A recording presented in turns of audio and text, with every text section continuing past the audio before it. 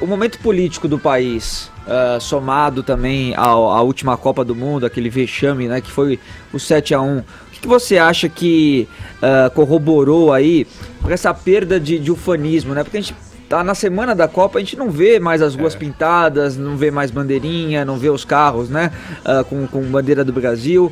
Perdeu, né, esse clima de Copa que se tinha nas edições anteriores, perdeu. Essas são as razões? O momento político? Eu acho que sim. O momento político, tanto o Edgar e amigos aqui do nosso Morning Show. Quando eu comecei a postar nas redes sociais sobre o lançamento do livro, eu tive... Sim, pessoas me atacando, falando, mas esse não é o momento, o Brasil não quer saber de futebol.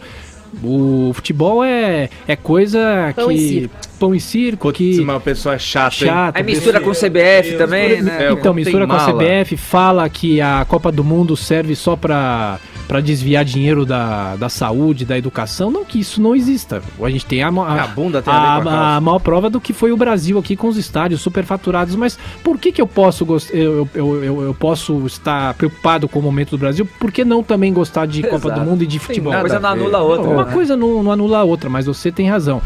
O 7-1 fez muita gente ficar decepcionada com a seleção e o próprio momento do Brasil. Mas eu acho que nessa semana as pessoas já estão falando mais de Copa, a política vai ficar um pouquinho mais em segundo plano e a gente vai viver esse mês, vai torcer, vai vibrar, a pessoa vai torcer contra, vai torcer a favor da seleção. Uma coisa não tem nada a ver com a outra. Só para aproveitar esse assunto que o Vini trouxe, a gente vê muito disseminado nas mídias sociais, as pessoas, esse Brasil polarizado que a gente vive, onde os símbolos ditos patrióticos, a bandeira do Brasil, o hino nacional, é muito associado a uma extrema-direita. A esquerda fala, esses símbolos, dá até vergonha de enrolar na bandeira e tal. O brasileiro sempre teve um pouco dessa questão, desse trauma com relação ao patriotismo, devido ao nosso histórico, da ditadura, enfim. Agora, muitos acusam, inclusive, né, essa ojeriza à camisa canarinho, aos movimentos que houveram aqui, que aconteceram na Paulista, MBL, todo mundo com a camisa da CBF, reivindicando o pato da Fiesp.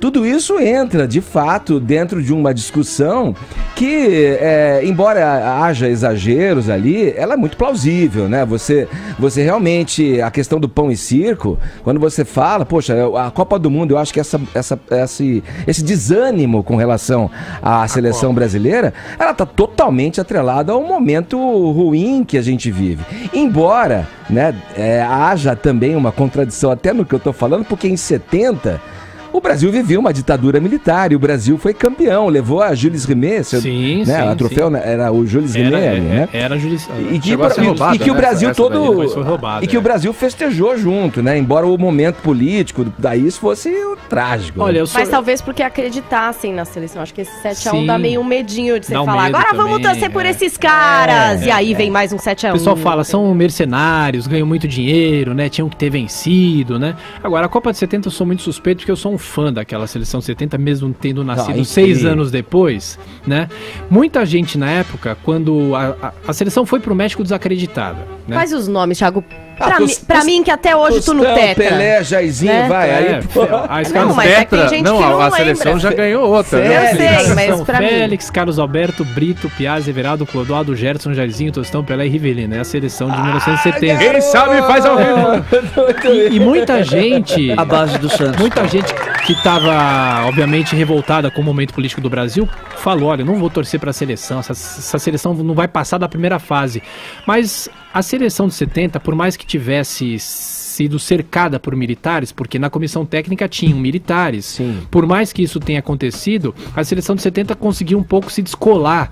E as pessoas viram o futebol que aquela seleção colocou em campo e ficaram totalmente entusiasmadas. Sim. Então muita gente que começou torcendo contra, no fim das contas, se rendeu e torceu pro Pelé, Tostão e companhia.